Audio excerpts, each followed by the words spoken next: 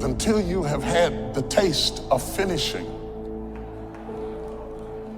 you will not respect yourself.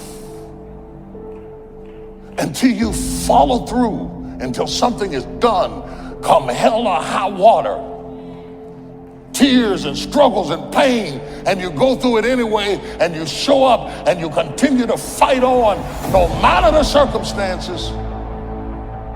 After a while, something begins to wither inside of you. How do you do that? How do you change your mind away from fear to big, hairy, audacious goals? How do you do this thing where you become what you think about? How do you think about something different? Well, you do what you're doing now, but you do it on such a consistent basis that it changes the makeup and the shape of your psyche, your spirit, and your future and your destiny. You need to learn to think, because thinking makes you act effectively in the world. Thinking makes you win the battles you undertake, and those could be battles for good things. If you can think and speak and write, you are absolutely deadly. Nothing can get in your way. Number one thing in your world is not your education. It's your dream. So what you dreaming about, y'all? What you still dreaming about? What is God still showing you in your imagination? What are you so afraid of? Why would you not take that leap and go for it before you mess around and die? Why would you not go and see what God really got for you before you leave this world? Why would you hang on to a job? If you live in paycheck to paycheck right now, when you retire, they're gonna give you 1/3 of what you can't live on now. They're gonna give you a gold watch and a turkey, and they're gonna set you on out to pasture. If I was you, before I leave this world, I'd go see what God really got for me. Just take a chance. Now here's why you should take the chance. Name me one time God has not pulled you through. Just name it. Name the one thing God has never pulled you through. If he ain't pulled you through it, he's currently pulling you through it right now. And the reason I know I'm telling the truth is because you're sitting in here. If God was through with you, he wouldn't wake you up no more. When he wakes you up, it's because he ain't through with you yet. He got something else for you. So why don't you go see what that is? Look, it's mostly black people in here. Why we keep living our lives like we still slaves? Why we got to live our lives like we owe them something? Man, you owe yourself something. Go be free. Go see what God got for you. Oh, Steve, that's easy for you to say. You rich. Hell, did you hear me? I lived in a car for 3 years. On October 8th, I won $50. October 9th, I quit. How big a jump you want to take? You ain't even got to do that. A lot of y'all got saved. You may not have 3 years up, but you only need a little bit. Just jump. Go see what God got for you. Quit sitting here in your life posturing like it's okay. Quit funking the fake. Quit faking the funk. Quit got people thinking you something you ain't, man, when you really know you won't be something else. Some people quit because things are out of control. Nobody quits what you can control. But the moment you get in something where you don't get your way, or you get reprimanded, or you get corrected, or you go through this, or you go through that, or you go through the other, or it's bad conditions or bad circumstances, the first thing the immature mind says is, this is ridiculous, I quit. My self-esteem, even though I was building it up and I lost weight and stuff like that, I'm now around the most uncommon of uncommon people. And I'm like, my God, I'm here. Do I belong here? Do I belong here? So your mind has a good way of taking the path of least resistance. Whenever friction happens, friction causes growth. Whenever friction happens, that's why a lot of us don't have any growth, because when friction happens, we go the opposite direction. So in my mind, when friction happened, my mind said, oh, hey, man, let's get out of here. You're not real. You've lied your whole life. You come from this, you come from this, you can barely read. Those things, so whenever times got hard, my mind said, you're not good enough. Let's go.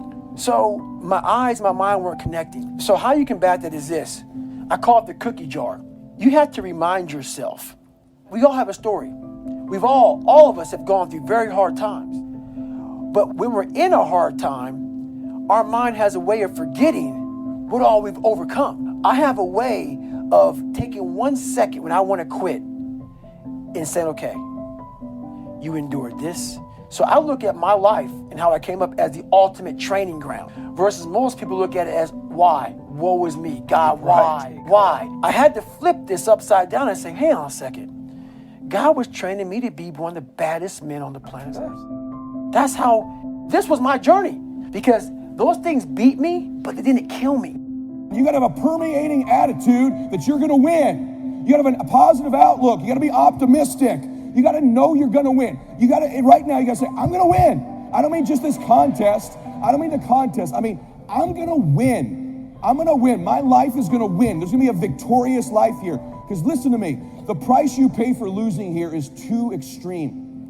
You have to carry the burden of failure the rest of your life. You carry that around with you if you fail here. The biggest thing that breaks my heart is you feel the spirit right now, and then when you get back, these dream stealers run into you, and they start to steal your dream, and you quit. You give up. You got to decide, I'm going to win. You got to decide that the failure part of carrying failure, you've been exposed to what your life could be. If you fail here, the price is extreme. It's forever. You carry the failure forever. I'm being honest with you. I meet people oftentimes that say, I was in WFG, you really changed my life at this meeting, but. And they put their heads down. They've been carrying it. They carry it. They see these Facebooks and Instagrams and what we're doing. You got to know you're going to win. You got to sell out. Yeah, I'm telling you, you got to become a sellout. You need to sell out. You need to get obsessed. You got to get relentless. You got to be a road dog. You got to get intense. That's what you got to do. You got to put your head down for a 4 to 6 year window. I don't care if you're brand new or you're one of these front rows. We need 4 to 6 years right now, like the best you ever had. You can feel it from me right now. I've been doing this 25 years. I haven't felt like this in 20. This is going to be the best run we've had. We're playing offense again. We're selling the dream again. You can feel it. We got some swagger at this convention, don't we? You can feel it. You can see the videos. We need your best. Let's go on a run. See, we're a family. We're a dysfunctional family sometimes, but we're a damn family. We don't always get along, but at the end of the day, we've done something great together. We've made history together.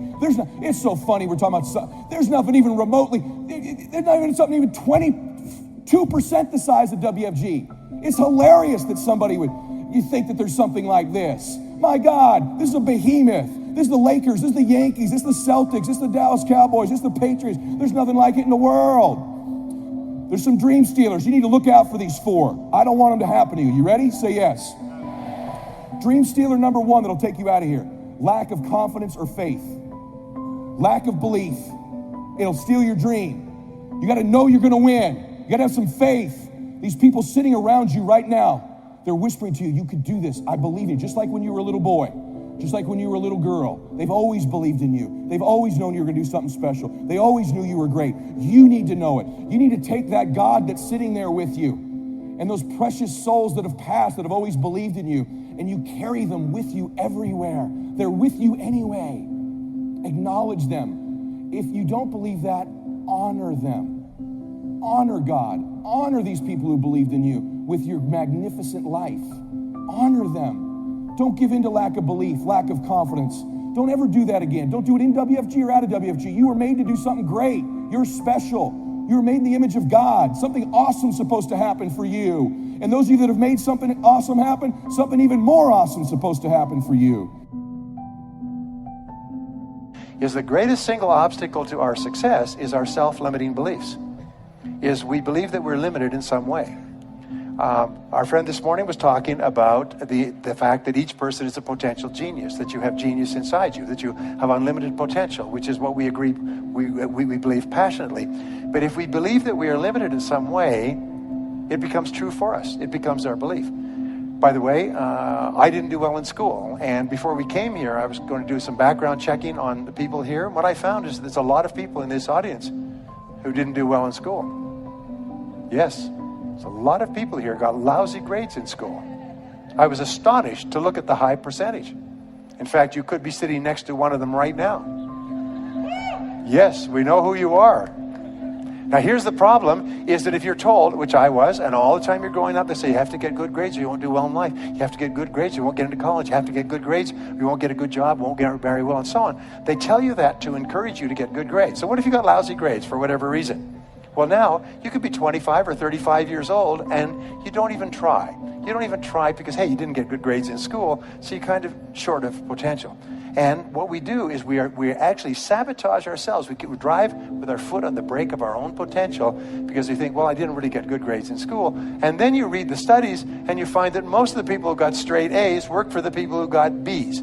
And the people who got B's work for the people who got C's who own the companies. And the people who own the companies got the money from the venture capitalists, all who got D's in school. And so the grades that you got in school are irrelevant. But if you believe that because you got poor grades or because you didn't get started, you didn't go to college or something else, if you believe it, it becomes true for you. So the first thing you do is you have to challenge your self-limiting beliefs and realize that most self-limiting beliefs have no foundation in reality. How many times have you had an experience where you thought you had no skill or ability in some area, and then you started working in that area and it turned out to be pretty capable, and you're quite amazed and you never had that idea? The fact of the matter is we all have that throughout life. My friend Dennis Whaley has this wonderful line. He said, you could not use all of your potential if you had 100 lifetimes. You have so much potential. And what holds us back from using all of our potential is we believe that we don't have it. I will never forget the story of this fellow's grandfather came out, homesteaded a piece of land in Alberta, passed it on to his grandfather, passed it on to his father. The father could never make a living on it. Finally passed on to the son. The son was on welfare and raising goats on this quarter section in Alberta. None of the family for 3 generations had ever made any money on this hard scrabble piece of farm. And along came an oil company. The oil company said, can we drill on your land? If we find oil, we'll sign an extraction agreement with you, royalties and so on. They drilled on his oil. They found an oil pool. And within overnight, he was a millionaire. He had an income of something like $150,000, $200,000 a year for the next 30 years. He went from living a hard scrabble life, raising goats on this lousy piece of land, and somebody else came along and showed him how to get the potential out of the land. The oil had always been there. That's what this seminar does. That's what Harv does, by the way, is he shows you how to drill oil in your own land and tap into the potential that you have. It was always there. It's been there all this time. But your job is to drill. That's really important. And that's what we're here for 3 days, is to look for insights. So remember this. Always ask yourself, if you have a self-limiting belief, what if it wasn't true? What if it wasn't true? My son, going back to David was really shy when he was growing up. And so I would say, one thing I know about you, David, is you're not afraid of anything. He said, oh, I'm afraid of everything. He's afraid of riding a bicycle, and he's afraid of this, he's afraid of ghosts in the night. No, David, you're not afraid of anything. And I say to Barbara, one thing I know about David, he's not afraid of anything. And she said, yes, I am. We drive along, I say, well, I really admire David because he's not afraid of anything. And I would just say this, and I changed his name to Dave the Brave. And then I shortened it to LeBrave. I say, where's LeBrave? Where's LeBrave? Where is he? How are you doing, LeBrave? I called him that. I started calling him Dave the Brave all the time. And at a certain point in his life, he started saying, something, I'm not afraid of anything. It changed his whole life. You reprogrammed him to tell him, because other than that, he had a self-limiting belief. And it's really important. Anyway, so your beliefs are important, and your whole attitude toward life is determined by your beliefs. And here's the interesting thing. You come into the world with no beliefs. Every belief that you have, good or bad, you learned from childhood. And most of your self-limiting beliefs, if not all of them, have no basis in reality. Is you have the capacity to do anything, be anything that you want. You could learn any subject. You could become a doctorate in any university. You could memorize and learn languages. And the more you learn, the more you can learn. The more you use your brain, the more your brain is capable of learning more things. But what holds us back is, I could never learn languages. Shut up. You could learn languages. I'll tell you what, you went to a foreign country, and the only way you could eat is could learn the language and the words for the food. You'd learn languages at a speed of summer lightning. I know, because I've been there. In other words, the self-limiting beliefs have no reality. So the belief that you have to have programmed in, put in your computer, is that you are going to be a big success in life. And everything that happens is part of this great process. Now, the next law is called the law of expectations. Again, there's libraries of books and years of research on this. Expectations theory, by the way, is the foundation of all economics. It determines the drift of stock markets, the movement of world finances. It determines the investment. Entrepreneurs have high expectations that their entrepreneurial efforts are going to work. We would not start a business without high positive expectations. So expectations have an enormous impact on our attitudes. And here's the interesting thing, is if you believe you're going to be a great success, you expect everything that happens to be part of the great plan. So if you have positive expectations, like a kid's first Christmas, you're positive all the time. And the key to being positive is to look for the good. Expect good things to happen. We say that whatever you expect with confidence becomes your own self-fulfilling prophecy. Is you are constantly predicting your future by talking about how the way you think things are going to turn out.